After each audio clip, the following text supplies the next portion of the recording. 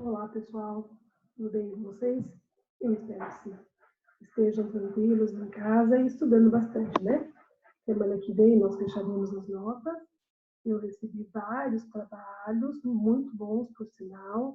Alguns precisam ser refeitos. Eu vou indicar nominalmente, vou mandarei, né, pelo particular que vocês deverão refazer.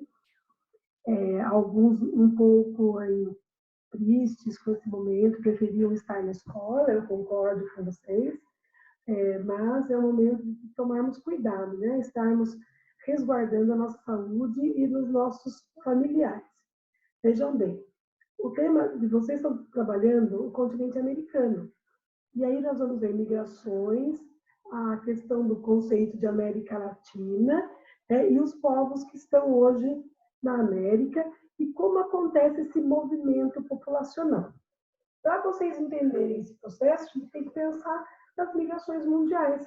As migrações começaram lá na África, da África seguiram um caminho para a Península Arábica, ali na Ásia, entraram para a Ásia, uma parte dissipou para a Europa e pelo Estreito de Bering chegou na América. Há uma outra possibilidade, né, que esses movimentos tiveram origem ali na Indonésia e na parte sul ali da Ásia, entre a China, as ilhas ali mais para o sul. E que eles vieram por embarcações até o continente americano, via costa oeste. São hipóteses, uma vez que não se tem comprovações científicas sobre esses fenômenos, esses acontecimentos, né? Mas se nós puxarmos esses movimentos, o mundo sempre esteve relacionado a movimentos migratórios, ou por questões pessoais, ou por necessidades, né? Não dá para pensar que um povo primitivo saiu de um lugar e quis ir para o outro só para viver em outro lugar. Nós poderíamos, que planejou, foi assim, eu vou planejar calculadamente isso. Não. Muitos movimentos no início, lá na 70 mil anos atrás, eles foram movimentos intuitivos. E não todo mundo de uma vez só, vamos fazer uma excursão para a América. Não, nem sabia que existia esse processo. Até porque nós temos etnias diferentes dentro desse continente. Quando a professora fala em etnia, estou falando em conjunto de grupo de pessoas que têm língua em comum, cultura em comum, viviam mais ou menos no mesmo espaço, né? Tem semelhanças aí culturais, históricas, de forma física. Eu não gosto de utilizar o termo raça. Raça me parece uma categoria, alguma coisa que você está subdividindo. E a ideia de raça de etnia não é subdivisão, de grupos com características peculiares, né? Particulares. E nesses movimentos, nós vamos chegar até a América pelo Estreito de Bering. Eu tenho duas sugestões de filmes para vocês que mostram essa movimentação primária das populações. Moana e o filme A Era do Gelo, né? Então, vamos pegar agora um pouco da nossa apostila para nós conversarmos um pouquinho sobre o que vocês têm aí em mãos. Eu nem fiz slide, porque eu quero que vocês observem, que vocês trabalhem com o que vocês têm em mãos. Olha, essa é uma escultura de Oscar Niemeyer. Essa escultura trabalhou, é um símbolo do sofrimento que os povos indígenas, que os povos menos favorecidos passaram na América, né? Lembra o sangue que escorre pelo mapa da América. Essa mão está no memorial da América Latina. Lá no memorial tem várias salas, tem várias obras de arte, tem uma exposição permanente e tem um parlamento que, quando é necessário tomar alguma decisão da América Latina, se toma ali. A América Latina é formada pela composição de povos diferentes, né? Os povos pré-colombianos, que estavam ali antes da chegada de Colombo, os povos europeus que colonizaram, né, os portugueses, alguns franceses, os espanhóis, os ingleses no norte, o inglês no norte não entraria como América Latina, já seria uma América de povoamento, que eles vieram viver e transformar a sua história ali naquele espaço, né? Mas essa imagem, ela nos diz muito sobre o que é a América Latina e sobre esse sofrimento causado aí pelo contato de uma força maior do colonizador sobre esses povos que viviam nesses espaços. Aqui ele questiona, né? Será que o suor continua? Continua.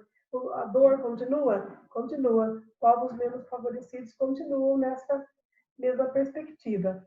Nessa leitura de imagens, né, você tem a presença de um monumento no México, a vista da pirâmide do Sol no México também, ali a Machu Picchu, né, no Peru, que é uma paisagem belíssima, em plena Cordilheira dos Andes, feita ali pelos Incas, Ouro Preto, que marca a história da mineração no nosso país, uma cidade histórica, né, sofrendo atualmente, o entorno dela sofrendo ali com a extração de ferro na atualidade, né?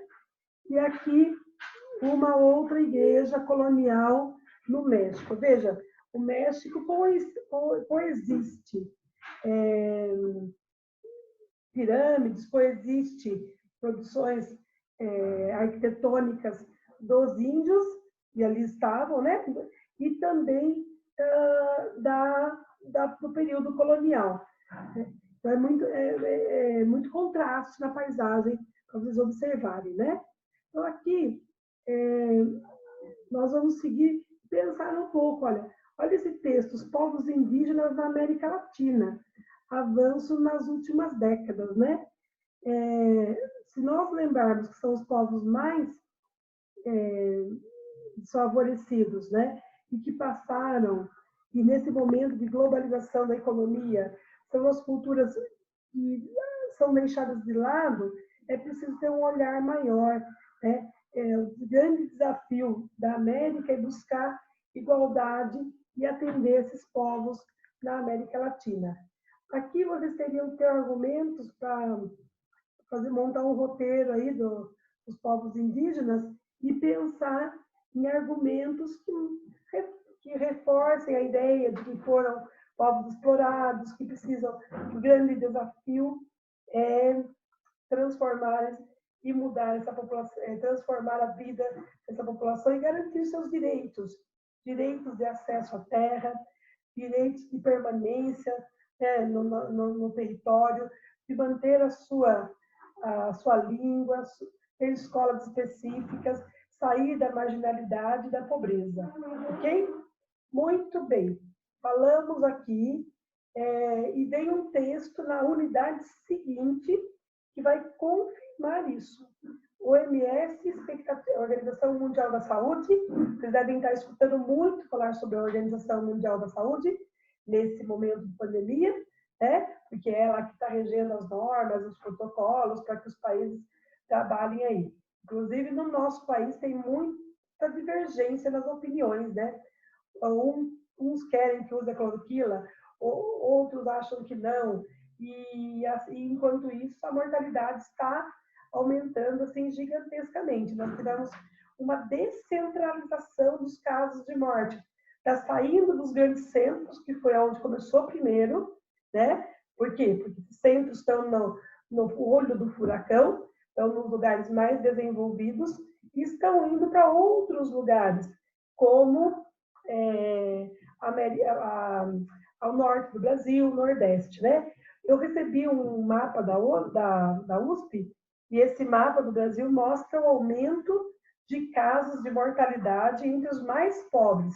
Então, uma doença que veio com a migração internacional, fluxo de mercadorias, ela acabou se restringindo agora, ela acabou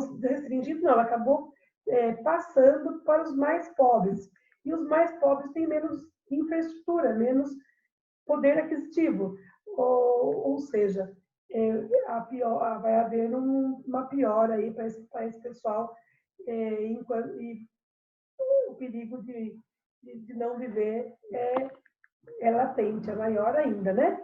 Então, gente, aqui nós estamos observando tem uma perspectiva mundial. Apesar das desigualdades persistirem, como no caso da África, nós temos aqui um indício de uma baixa fertilidade no mundo em 2050.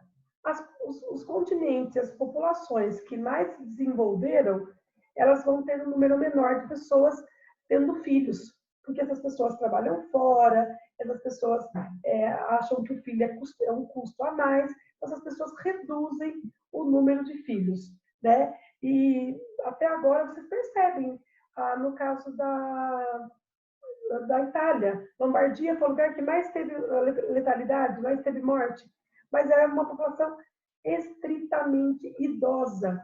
Por quê? Porque é um lugar desenvolvido, nasce pouco, a pessoa vive muito, tem uma alta taxa de longevidade. Então, por isso que esse lugar foi mais afetado no início da pandemia. Bom, vejamos na sequência, né? Taxa de mortalidade cai em 50%.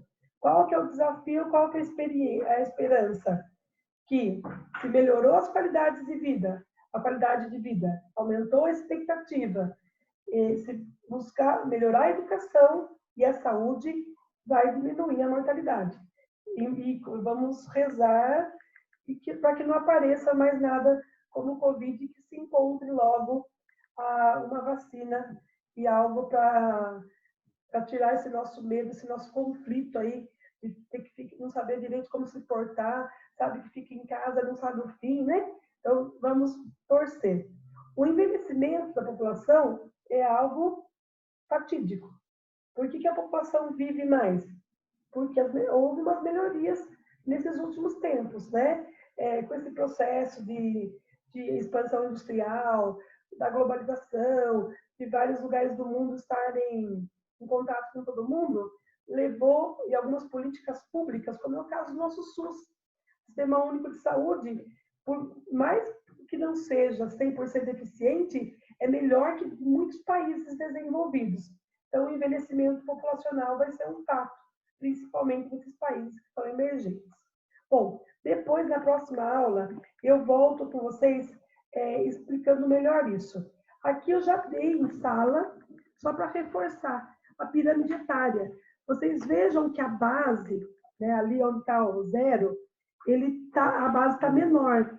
E que o topo ele está mais largo. Se o topo está ficando mais largo, logo nós entendemos que a pirâmide etária está mais desenvolvida, há maior expectativa de vida, né? Ó, só para você observar em São Paulo. São Paulo já está próximo de uma cidade europeia. Isso que São Paulo, né, não não tem nenhuma referência ali de totalmente de igualdade, mas é uma metrópole importante. E olha a diferença, né, 2040 para 2060. O envelhecimento vai ser gigantesco. Acompanha o ritmo do Brasil, mas o Brasil ainda não. O Brasil tem aqui uma falha nessa parte dos 40 por 70 anos. Então, isso indica para nós que tem lugares do Brasil que são subdesenvolvidos ainda, que precisam cuidar dos seus dados populacionais, dos seus dados econômicos, né? Eu vou ficando por aqui. Eu agradeço a atenção de vocês. Assistam às aulas do Centro de Mídias. Eu acompanho. Umas são ótimas, outras ficam um pouco a desejar, mas vocês estarão aprendendo. Né? Eu resolvi fazer esse vídeo para nós nos aproximarmos, para eu ter esse momento de conversar com vocês. Então, eu conto com vocês, espero que estejam realizando as atividades. Com vocês, eu tenho 2 atividades e um quiz. E vou darei nota para o provão também. Um abraço, até a próxima aula.